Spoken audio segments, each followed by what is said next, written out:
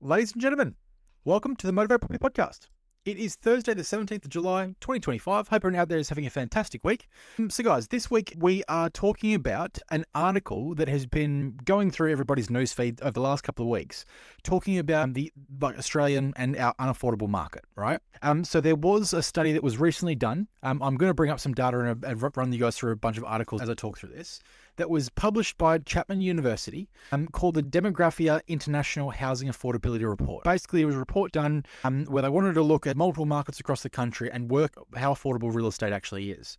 Now, surprisingly, or unsurprisingly for some, Australia in the top 15, we have 5 markets in the top 15 most unaffordable cities in the world. I've received this from a bunch of clients, family, friend, team members, basically saying, holy shit, it's so unaffordable. Sure, this means properties has just got to stop growing and it's just got to kind of pause because it's just, how can it continuously keep getting more and more expensive?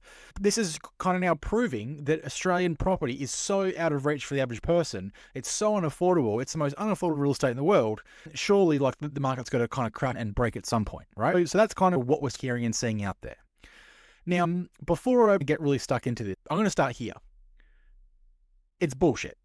The entire list is bullshit, right? The entire framing is nonsense.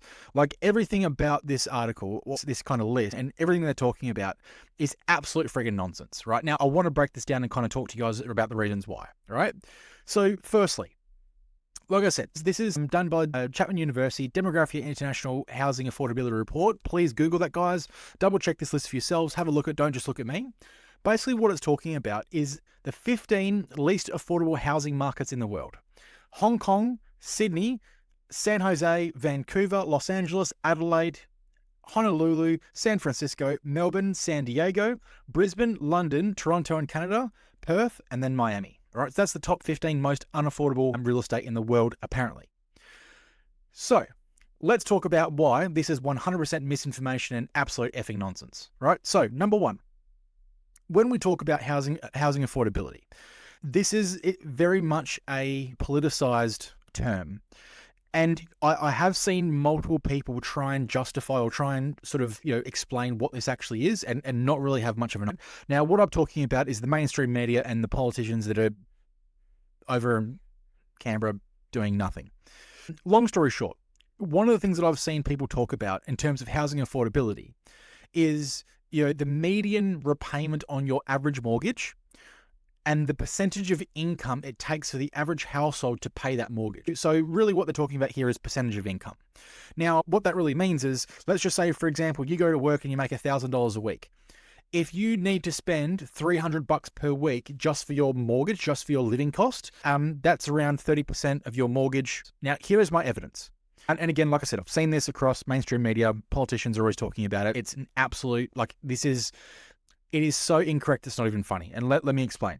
So let's say we'll go back in a time machine, go back 5 years ago during COVID, all right? So pre-COVID, interest rates were sitting at 4.5%, 5%, all right? Now, interest rates, artificially dropped, right, very, very quickly from the RBA to obviously get through COVID, free up money, free up the economy, so that way that we could still kind of move while the borders were closing and, we're all in a state of lockdown. Then we went from interest rates at about 2.5%, 3%, during that kind of, mid COVID. And then they went up to like 7%. So the reality is the RBA making an interest rate decision going from 3% to 7% just by default would double, if not, it would multiply the amount of money your mortgage would cost you as per your income.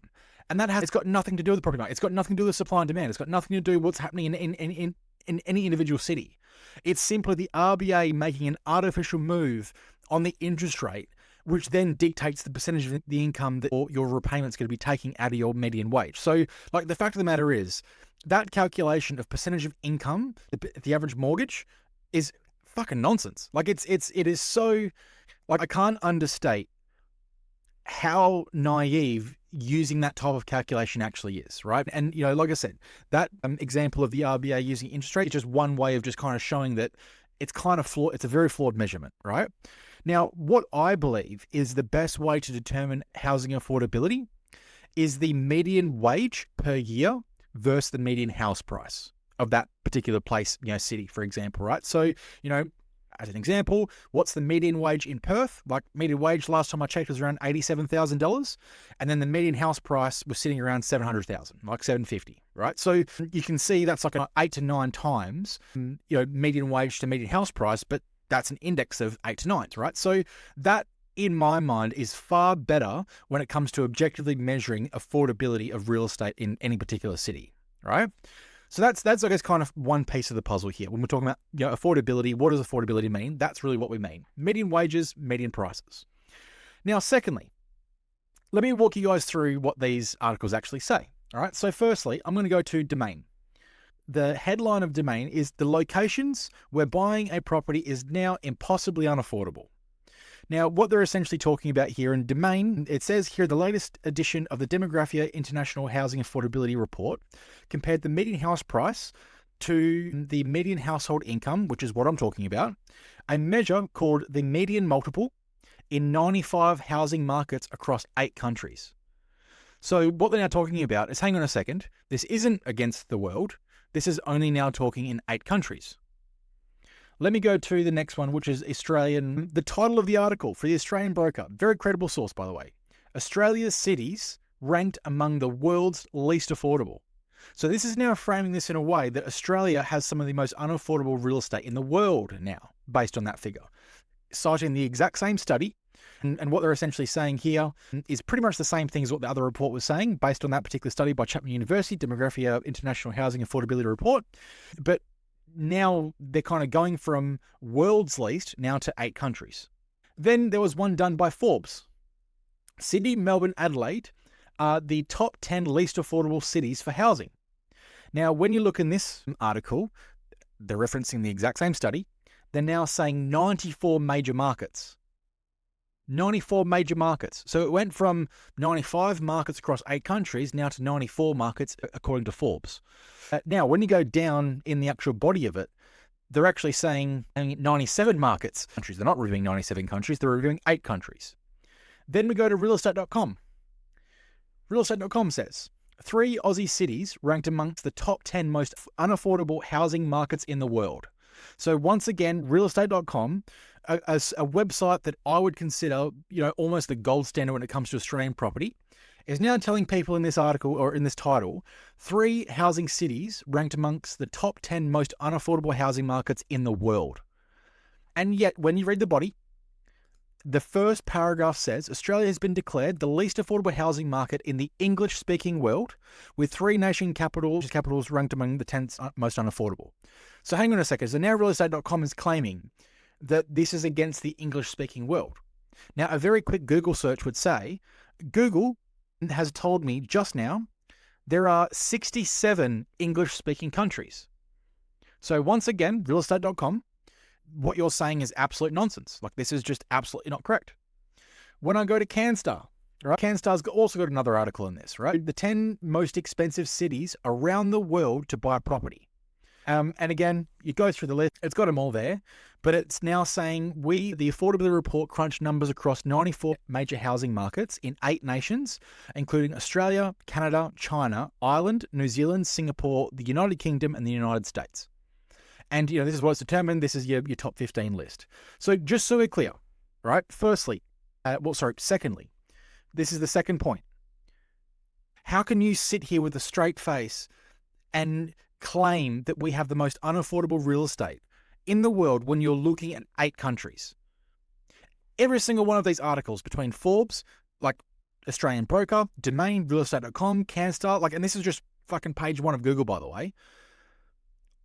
Each one of them are telling you something different. They've basically all got the same article, the same title, saying that Australia is the most unaffordable in the world. You're reading the fine print. They're looking at 27 markets across 8 countries. So they're not even looking at the entire world. They're looking at these particular 8 countries for some reason. And it's giving everybody the opinion or the perspective that Australia is just this anomaly that's just got the most unaffordable real estate in the world. Now, the third point here, and this is the thing that I guess grinds my gears the most. If you guys can't tell how agitated I am right now about this, this is kind of the point. If we look at the world now and try and make the claim that Australia has the most unaffordable real estate in the world, let's look at the world objectively, right? How about we look at every major city across the globe which I've got a website that counts this on that I'm reviewing. If we look at every major city, the median wage of that city versus the median price of that city, Sydney is number 116 on that list. Right? Melbourne, Brisbane, Perth are even further down. Like they're in the top 200, but it's like they're not even in the top 150. Now, when we think about the objective reality of the most unaffordable real estate, let me read you guys the top 10 list here. The first and most unaffordable real estate in the world is actually in Ethiopia, where people earn sweet FA. Median house prices are 52.3 times percent the median wage. Then we've got a couple of cities in China, including Shanghai and Beijing. We've got Taipei in Taiwan, Kathmandu in Nepal, Mumbai in India, Hanoi and Ho Chi Minh City in Vietnam, and then 10th is the Manila in the Philippines.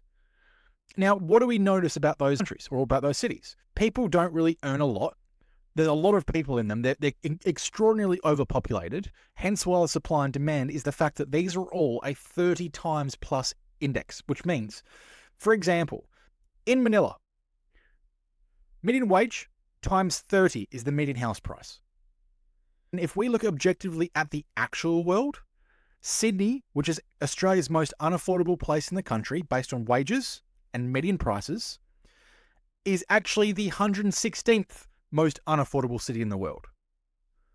So the idea that these articles and this kind of, I know this has kind of gone viral across the last couple of weeks, right? Like, guys, it is absolute fucking nonsense. Like, it is such misinformation that it's not even funny. Now, here is the overall point here. Mainstream media is fucking lying to you. Right? If they're going to sit on, and I've seen a couple of shows where they've recorded this, like on the morning show and Today Show, whatever the heck they are. But the point is, there's a couple of shows with these experts on here claiming that this list is absolute gospel. And these 15 cities are the most unaffordable in the world. It is absolute nonsense, and the mainstream media is lying through their absolute effing teeth. Now, the underlying concern people have here is, hang on a second, Corey. Like, I understand that, other countries earn a lot less income and, it's not really all that fair over comparison because obviously we're in a Western developed world, but really our actual ticket prices on our houses are a lot more. Understand, got it, I get it. But we also earn a shitload more money. We also have a way more stable and tightly regulated economy than most other places around the world. We've also got much stronger population growth by percentage of all those countries in the world, right? Particularly when it's to stable economies. But, this whole idea or concern that we're that unaffordable that the market just has to stop and it's going to have to crash is nonsense. That's like sitting here and saying that the economy is just going to stop one day, right? I mean, look at COVID, right? We had down for years on end. Did the economy just stop? Like, sure, the share market tanked and they've regained, but did it just stop? No, nothing stops. The flow of money never freaking stops. Even if they try and shut us down, I mean, you're still paying your mates for things and you're still buying food and still exchange. Like, every time there's some form of exchange, that's the economy. Like, the economy is not just going to stop. Same when it comes to property. Like, unless, and this is an extraordinarily ridiculous example, but unless the government turns around tomorrow and says, hey, look, owning a property is now illegal, we're going to a full communistic state. Like, sure, I mean, buying and selling property might stop. But until that point happens, which I think that the chance of that happening is extraordinarily low, it's not just going to stop.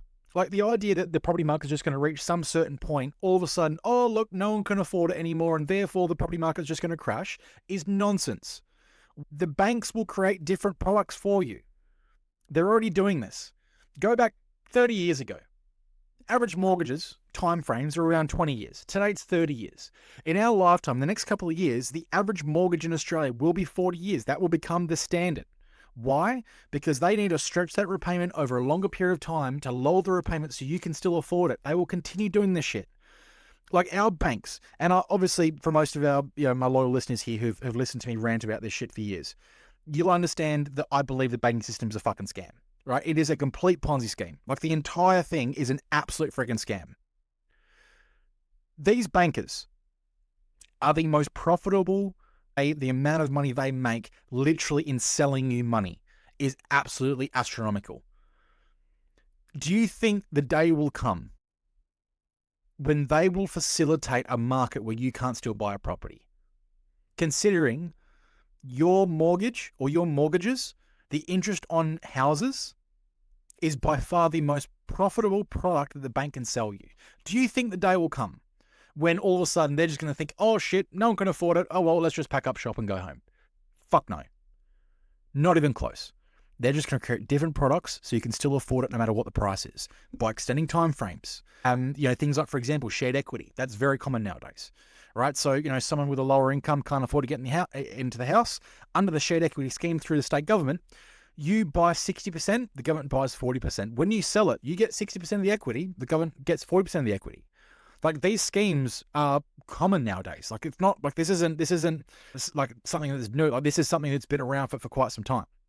So, those kind of shared equity schemes are going to be a lot more common in the future, particularly as we get more and more unaffordable. But the fact of the matter is, guys, like the mainstream media, this article, like what's been floating around here and the information they're putting here is absolute effing nonsense. Now, with that said, I do encourage you guys, please, when you see stuff that concerns you, send it to us, right? So our email address is info@motivateproperty.com.au. Please send it, right? I'm one of the people that monitors that inbox. If you guys have any concerns when it comes to articles you're seeing, information you're getting, stuff that you're reading, stuff that people are saying to you that has you up at nights, not sleeping because you're stressed out about how this shit works, send it to me and I'll discuss it on this show. This is a really good example of having a bunch of people send me this, and it's like, it is such nonsense. As you can probably tell, I'm struggling to keep my cool right now and want to flip the freaking table. It is absolute nonsense. The market is not going to stop. The Australian property market is not the most unaffordable or in the top 15 most unaffordable places in the world to live. It is absolute effing nonsense. Cool? So, hope everyone got some value out of that. I really do appreciate you guys as listeners and hearing me rant about, things that really freaking piss me off about this. But like, it's got to be said, guys, having this misinformation, having the mainstream media pump this shit out is literally designed to propagandize you. It is literally designed to brainwash you into a certain perspective that is absolutely false and wrong. So like I said, guys, hope you got some value. Any questions or concerns you guys have, please let us know. That's info@motivateproperty.com.au. Love you all. See you next week.